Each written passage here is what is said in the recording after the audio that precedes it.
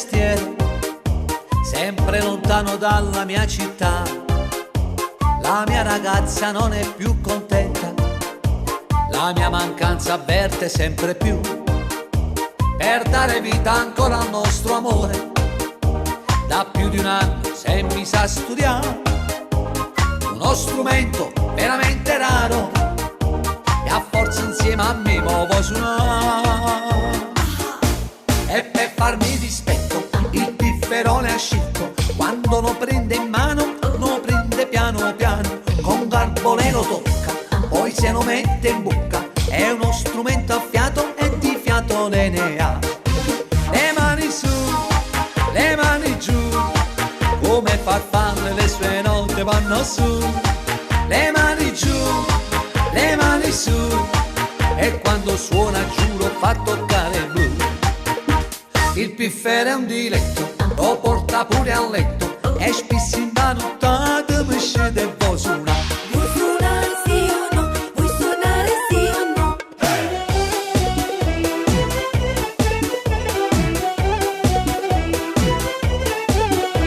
La mia ragazza adesso è assai contenta, perché sempre con me lei se ne sta.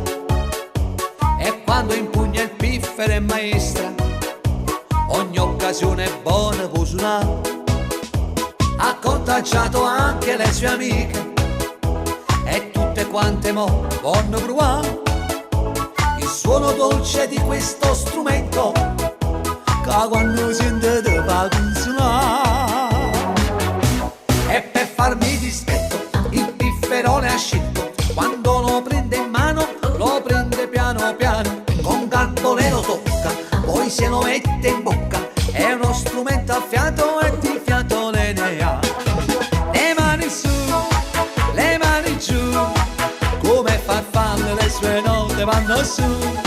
Le mani giù, le mani su, e quando suona giuro fa toccare il blu. Il piffere è un diletto, lo porta pure a letto, e spesso in nottata mi scende e vuoi suonare. Vuoi suonare sì o no? Vuoi suonare sì o no?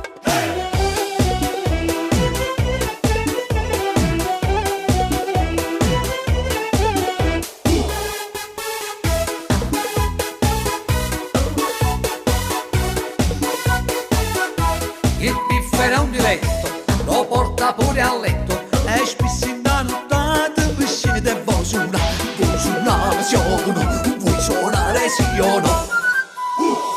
Ah, che suonata!